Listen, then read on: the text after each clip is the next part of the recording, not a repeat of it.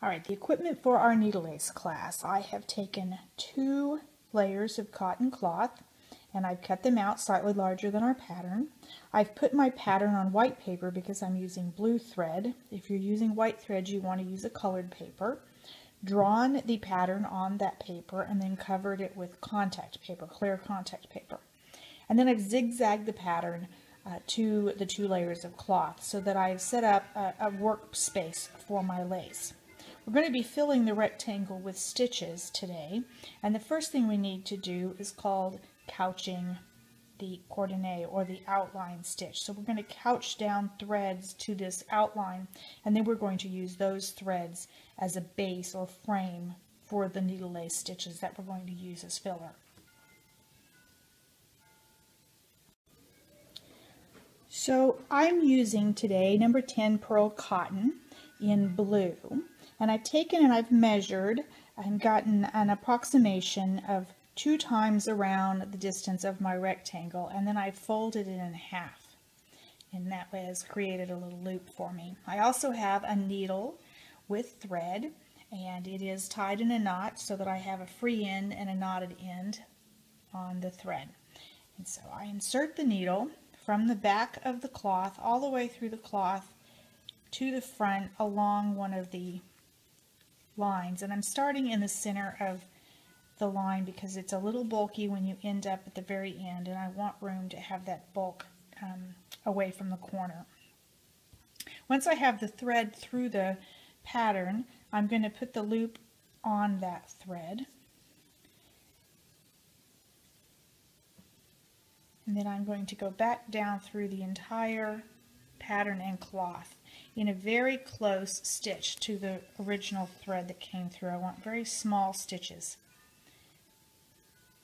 So now I've anchored that loop, and I'm going to move it now out of the way and come up again from the back side of the cloth all the way through the paper pattern on the line. And this is a little tricky, and sometimes you have to poke numerous holes to find that line. It does get easier after you've gotten started. Come up through from the back, pull the thread through. Now lay your coordinate threads, your actual needle lace threads, up out of the way so that you can see, and go back down almost through the same hole that you came through and go all the way through the cloth to the back side. And now, as you can see, hopefully, I have made a stitch across the 2 threads. I'm going to then come back through again on the line and repeat this process, placing stitches every 1/4 of an inch, 1/8 of an inch, depending on how tightly you're stitching down. But you do need to make this pretty tightly stitched so that the thread does not move when you add the additional stitches to make the lace. And you can now move the thread out of your way to see what you're doing and stitch only from the top side and take small running stitches, catching that thread as you go.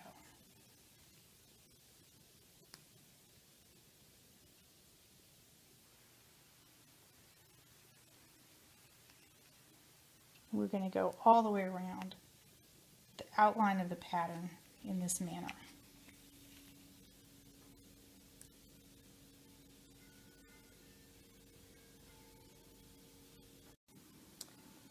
Now I've gone all the way around my pattern with my coordinate, and I've couched it down, and now I need to join it at the end. And this is where we had our loop, where we did at the beginning, we made a loop.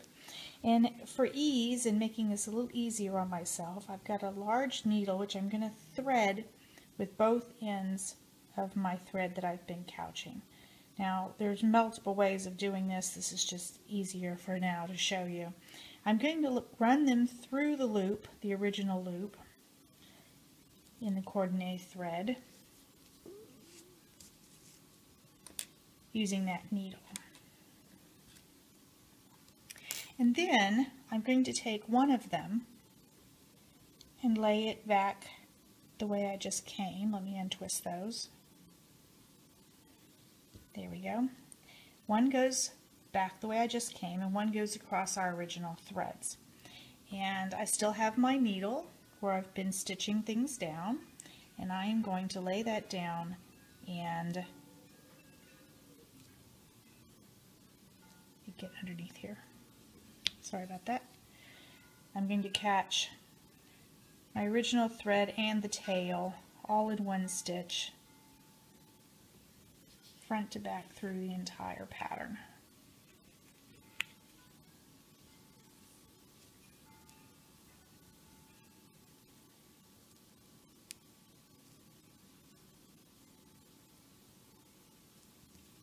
And I'm going to do that a couple of times more.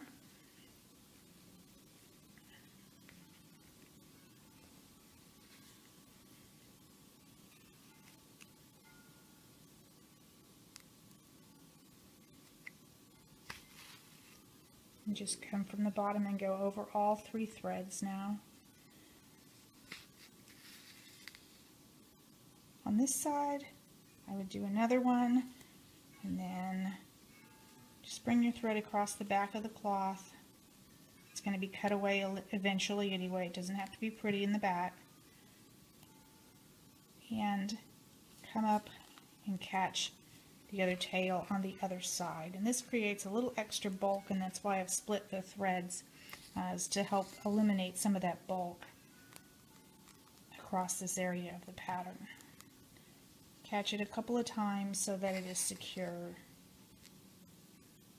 And you have a complete outline of your area to work with your coordinate thread. Alright, and then you just turn it over and tie a little knot, take a tiny stitch so that you have a little loop, and then run your thread through the loop and pull it tight, and then do that one more time. Tiny stitch, make a loop, and then pull your thread through the loop. Tie it off.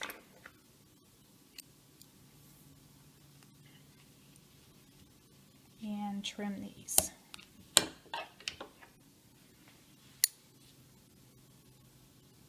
As I said, I would go one more stitch at least on either side of that just to help it hold in place. But for purposes of this, I'm just going to skip that part. And now we have our coordinate couched down, and we're ready to begin our stitches. And now we're ready to work our first row of stitches. Now, to be able to do that, I have to add the thread that I'm going to be working with for the lace. And I have, again, the number 10 pearl cotton. And I'm going to work a row of stitches down this side of the rectangle. And so I need to add this thread in and tie it on. And that's done by a very specific technique. And I want to add it to the sidebar here so that I can work along this edge. So I need to come from the outside with the needle underneath the coordinate. Now you see I'm not going through the paper, I'm going just underneath the threads that I've added to the top of the paper. And I'm going to bring that needle through to the intersection where my stitches are going to be, and I'm going to leave a tail. Just enough to hang on to, don't need to leave a lot. And I'm going to hold that tail down with a finger, and I'm going to come back and go right next to it with the needle, right beside it, underneath those threads. Now at this point I'm going to leave the needle halfway through. Again, hanging on to the tail thread so I don't lose my thread. I'm coming under the needle and then back across the top of the needle with the thread. As you can see, I keep switching and holding with different fingers that tail thread. I'm also holding this piece that I wrapped around the needle so that it doesn't come loose, just for a little while longer. Then I push the needle on through and I pick it up and pull. Now you can see the thread is wrapped around itself. That's what this creates. And I pull it through and pull it down snug. And when I get to the very end, I'm going to grab the tail and the thread and pull both of them and make a very tight knot right there on the end. Now, the next thing is to pull your thread, your tail thread, off to the side so that it runs next to the coordinate stitches that have been couch down and go under both the tail and the coordinate stitch with the needle. So I'm going under that, but I'm coming over my thread that I'm going to be making the lace with, over the top of it. And then I pull the needle, pull it through, and I want to make sure that it comes across and catches that tail thread down. So I freed up that tail thread, but I'm still holding it. I don't necessarily have to, but it makes it not get caught up in the other thread as I'm pulling it. And then I pull very tightly again on that thread to make the knot. So now I have tied on my thread for my stitches. Now, this is the part that makes everyone nervous.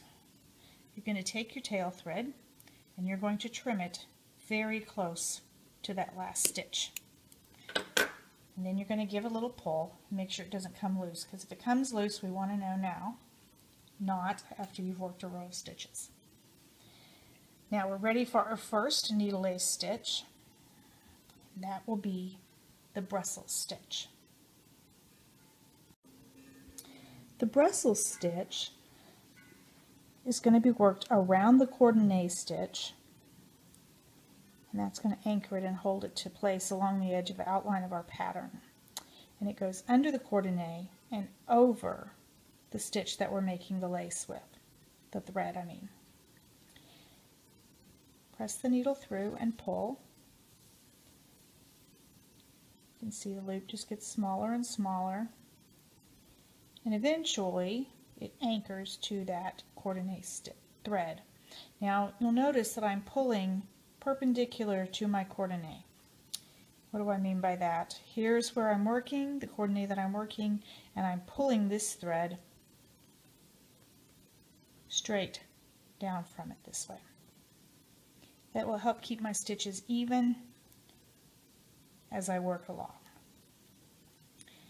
Now, you're going to measure a distance by eye from the stitch you just made to where you want the next stitch to be. And you need to try to keep that distance consistent. And that distance will vary depending on the thickness of your thread. But for the piece, each piece that you're working, you want to try to keep that distance even. Now there are times for decoration that you're going to make it spaced out, but that would be a choice for decoration purposes. As you can see, when I get down to the end, I'm keeping tension and pulling perpendicular to my thread, to my coordinate thread. And I'm making another stitch under the coordinate and then up, and it's technically over the thread that I'm making the lace with, and pulling perpendicular. And this is called single Brussels or just Brussels stitch.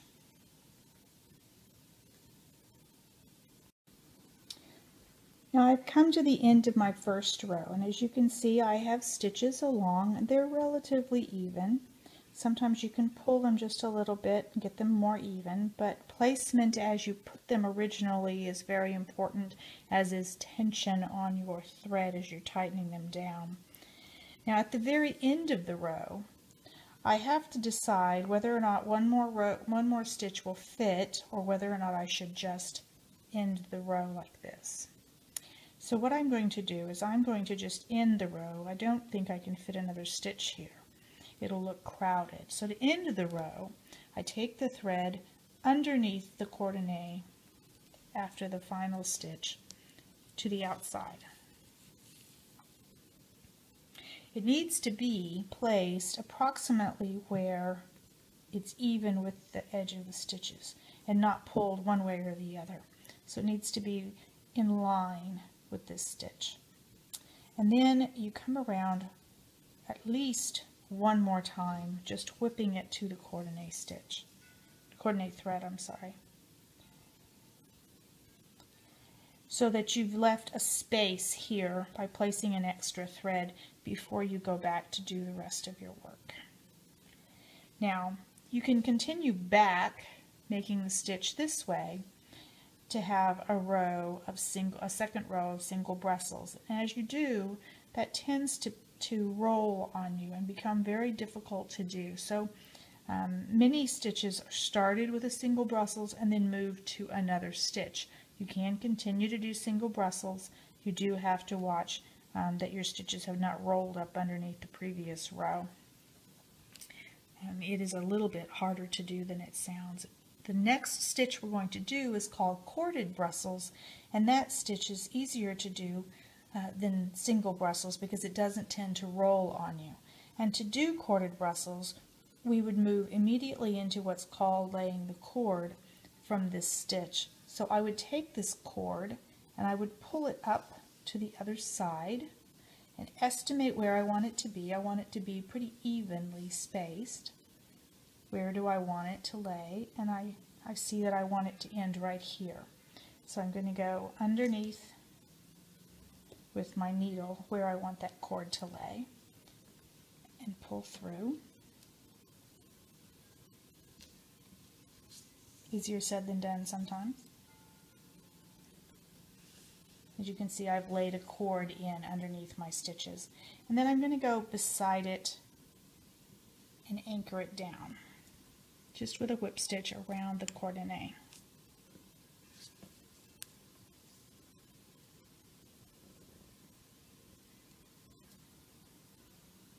Now I'm ready to work the next row.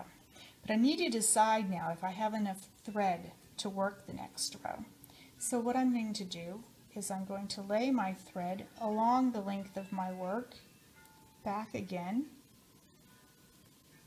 and then back one more time. And if I have more than 3, I should be able to complete that row, and I won't have very much to spare.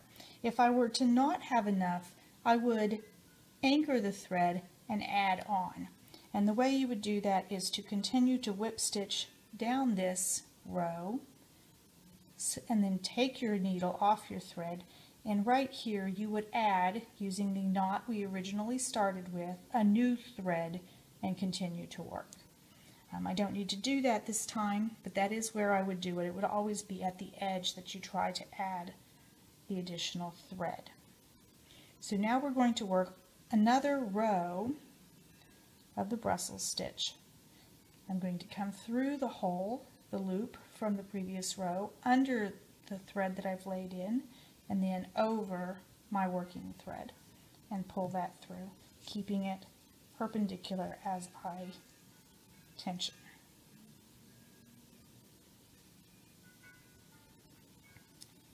Then I'm going to do the next one through the loop of the previous row, under the cord, and over my working thread.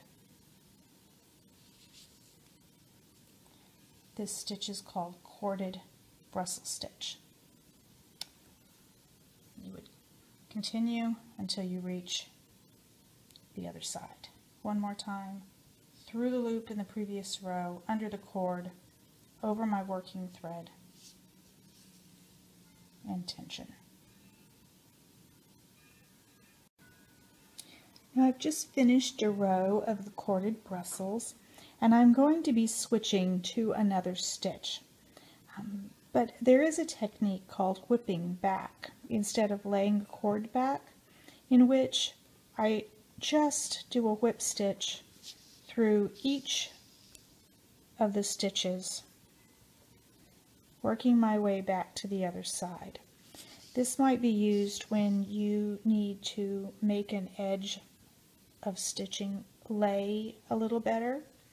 In other words, it's rolling, but you can see it in your work just a little bit. It makes a faint line, so you do want to be careful if you're not going to be kneading this stitch and you're doing it just to get your stitches to lay a little straighter.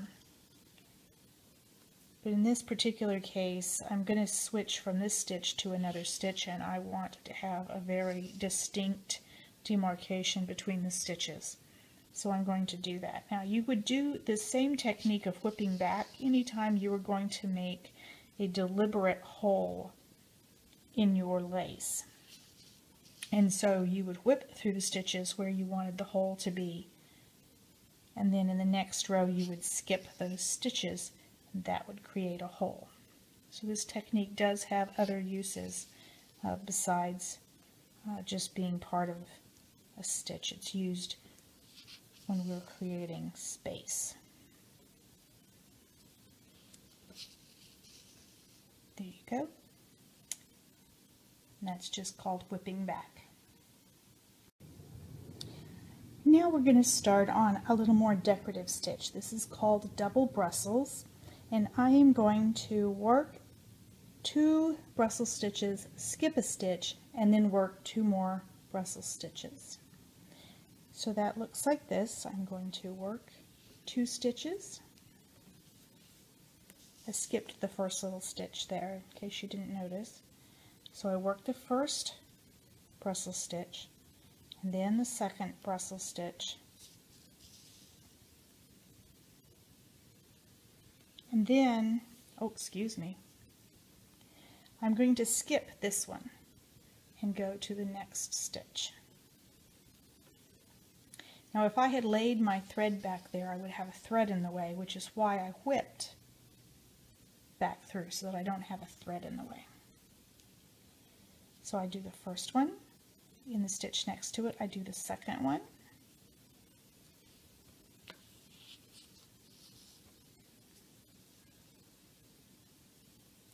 Then again, I need to skip the next stitch, so I'm skipping this one and going in the next one. It's just a Brussels stitch, but with space that you've skipped.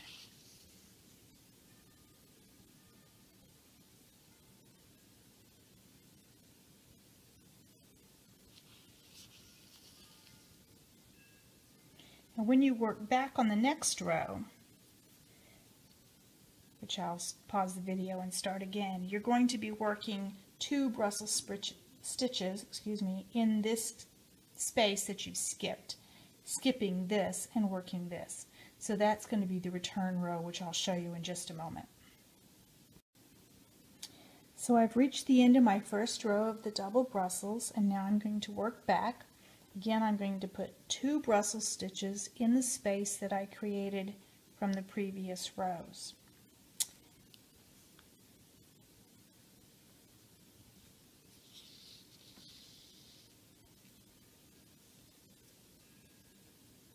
There's the first one, and the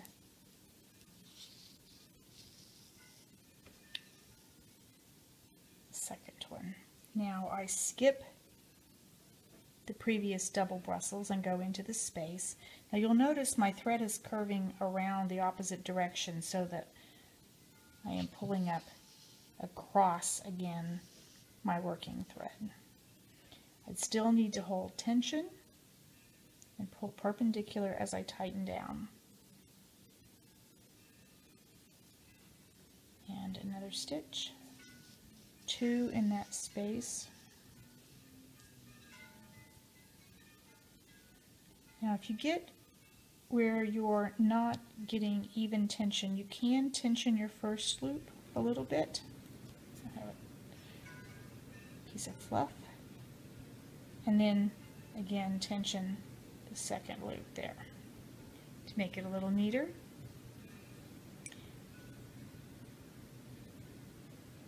We're going to skip the small one and go into the large one.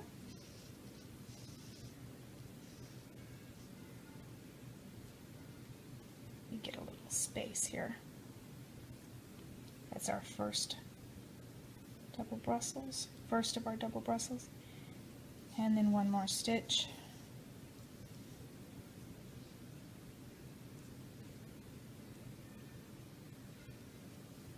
As you can see, it rolls when I take tension off of it.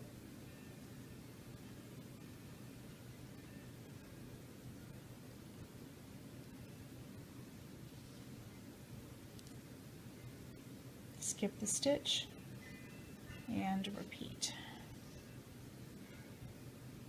Using my thumb to hold tension on that last stitch.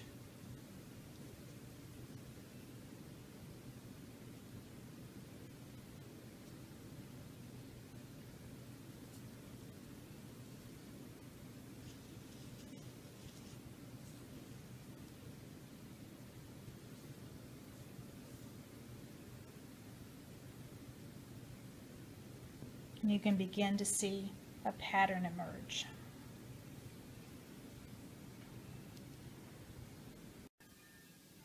You can see I've finished several rows of the double Brussels, and it's wanting to roll up in the center, and that's fine. It just makes it very hard to keep your stitches even because you do have to be paying attention.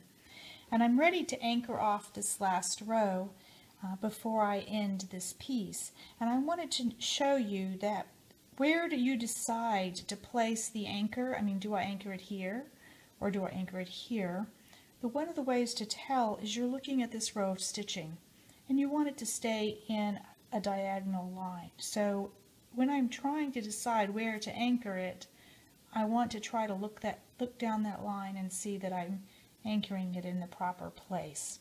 So I'm going to anchor here by going underneath my coordinate and pulling it just a little bit so that I have some tension, and go under again and anchor.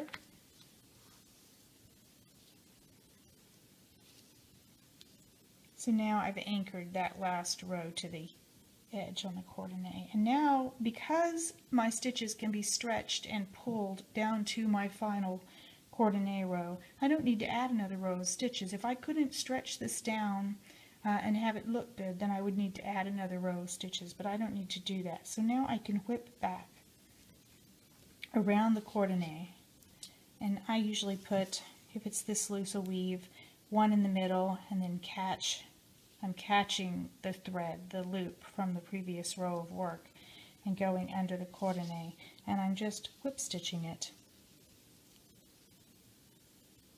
to the edge. And then again, I can go all the way to the next stitch, or I can whip stitch once in the middle. And I've chosen to whip stitch once in the middle. And I want to catch the middle of the stitch and try to pull it down so that my stitch lines stay running at a nice diagonal here and here.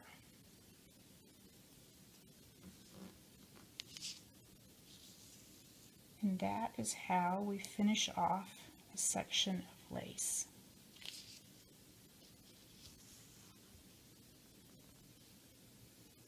And you can see I have nice straight lines from those stitches.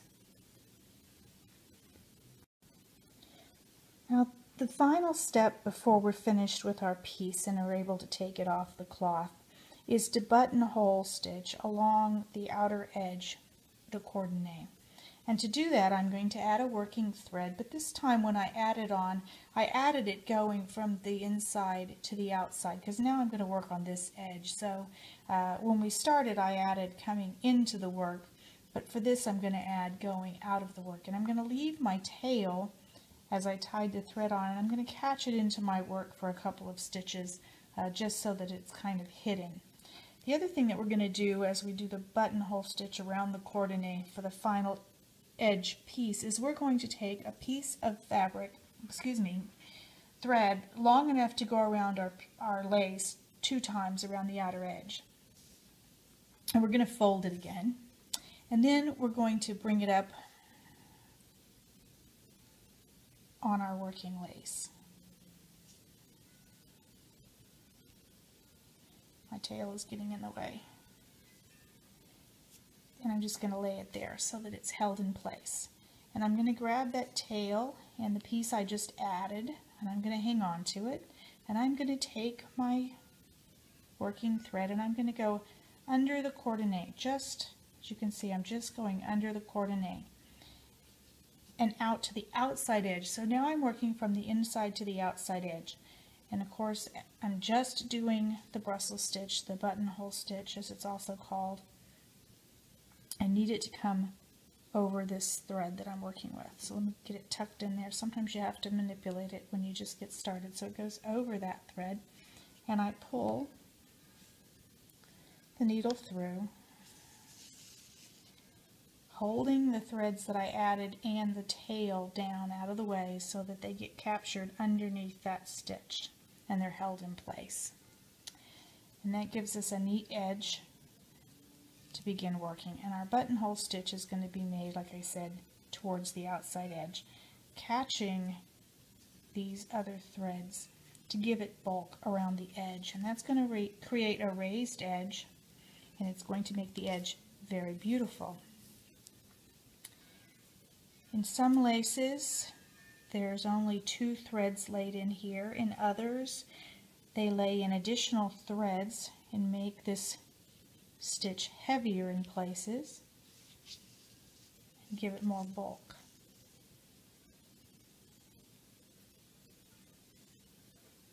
Sometimes my piece of lace doesn't look very good to me, and I think, oh, that's really not that pretty. And then I add this outside stitch around the edge, and it suddenly looks much better. So don't give up on a piece of lace until you've done this step, because it really does add a finishing touch. Now I'm keeping my stitches pretty close together to create a beautiful edge stitch. So they are very, very close together.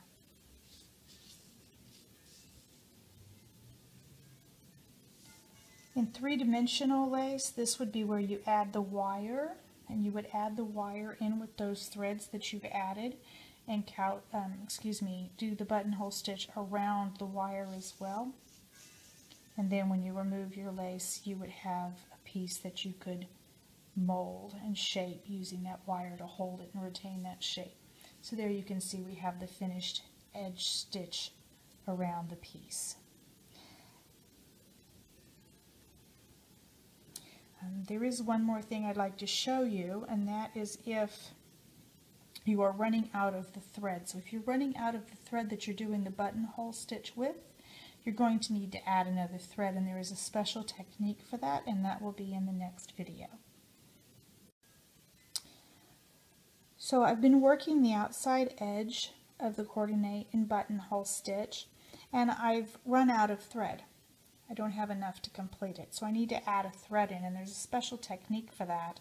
So I have my threads that I'm buttonholing stitch over, and I need to add a new thread. So what I'm going to do is I'm going to lay a new thread alongside my work,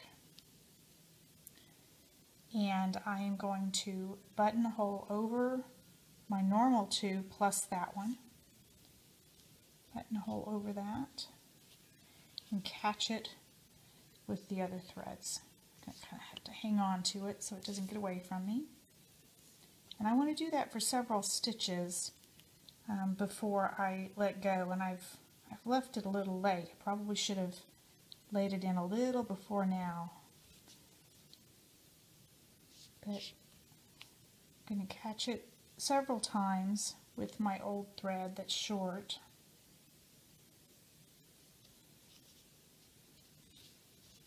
This adds some bulk in this area. When you're working in finer threads, it's not as noticeable as it is in this thread. I'm going to do one more stitch. And now I'm not going to pull that stitch quite as tight, almost as tight, but not quite, because I need to be able to get my new thread up through this stitch right here that I just made. So now I'm going to lay my thread down that I've been stitching with and pick up the long end of my new thread that I just laid in and thread my needle with it.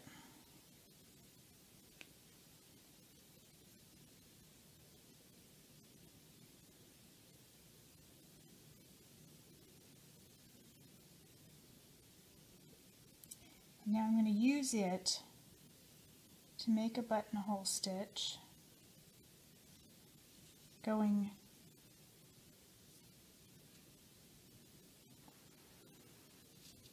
as I would any normal buttonhole stitch. However, before I tighten it down,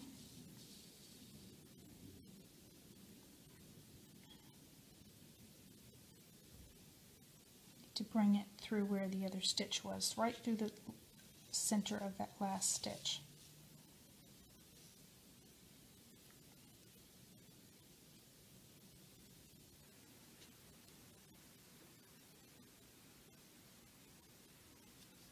so that it comes up through the same hole where the other one ended. Remember, I have my old thread that I was using to do the buttonholes laid in with these now, and I'm going to catch it along with them to help secure it so it doesn't unravel. And I'm still holding on to the tail of my new thread because it's not quite secure yet. And I'm now going to make several more buttonhole stitches before I trim anything off.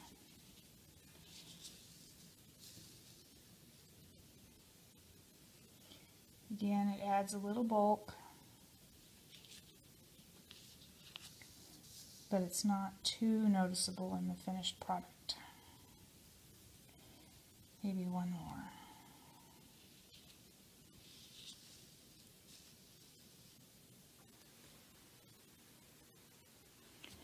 And now I can take my short thread, the one that I was stitching the buttonholes with, and trim it off.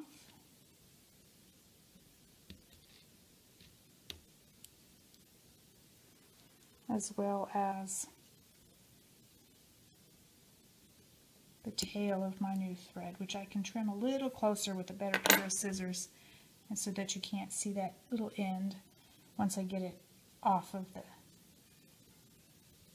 pattern. And then I continue around my piece with my new thread.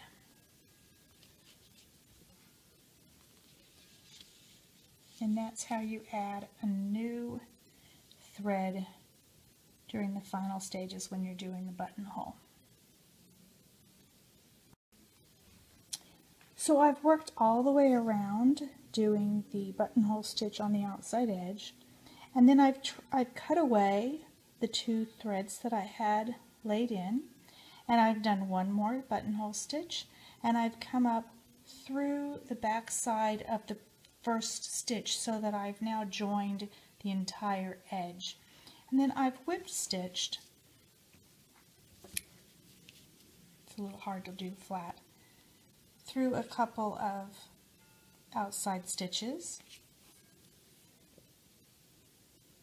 just to get around that corner because I ended on a corner. And now I have to figure out how to tie off this thread.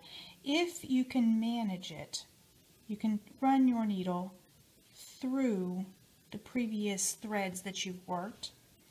I don't know if I have enough give in my thread to pull this big heavy needle through there. I'm going to try it.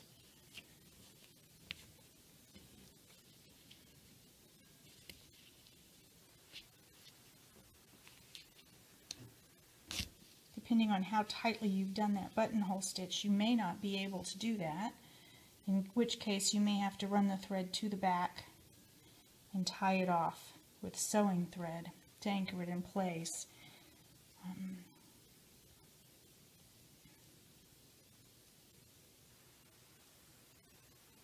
going to run it through a few more. Sometimes a few, you can get it through a few, one or two, but not several at a time.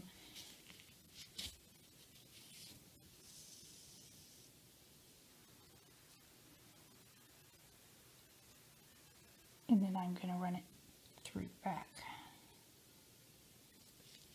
so that if I do have a little bit that shows, it will be, when I cut it, it'll be on the back side. And I had a thread escape here, a little tail, which is going to need to be trimmed, but I don't know if I can do that with these scissors. They're not very good.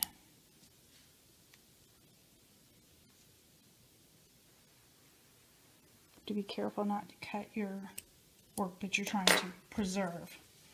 And then of course you have other tails where you've added in threads that have to be trimmed away as part of the final piece. And now we're ready to remove this from the stitching. And to do that, you can either use scissors or you can use an X-Acto knife to open the cloth up and cut the stitches here. And in this case, I think I'm going to need the X-Acto knife.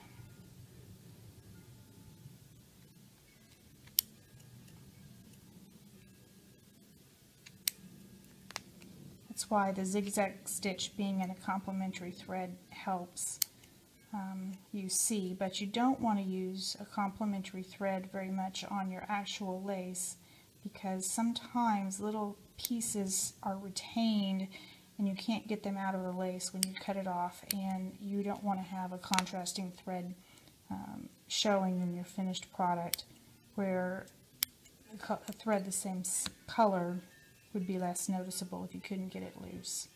So you can see this is one of the ways to rip this off.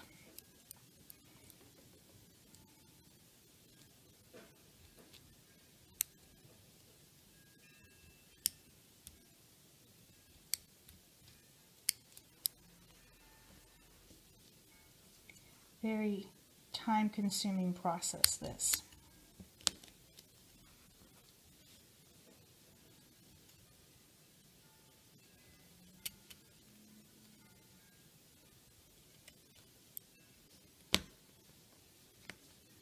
Now you can see I'm starting to get down to the stitches that hold the lace in place, and you do the same with those. You cut those as well. Now because those are stitched by hand, they're not as tight and they're a little easier to cut than these outside stitches that I did on the sewing machine.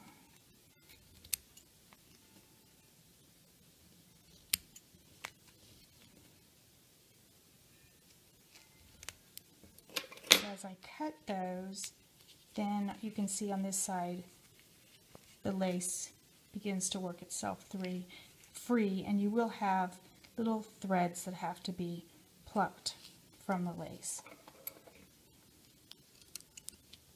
In this particular case, I didn't stitch it down very tight. I may be able to snip it off this way, but I wouldn't recommend this on a real piece because you might accidentally cut your lace, and cutting from the back through the cloth prevents you from accidentally cutting your lace instead of just the basting threads.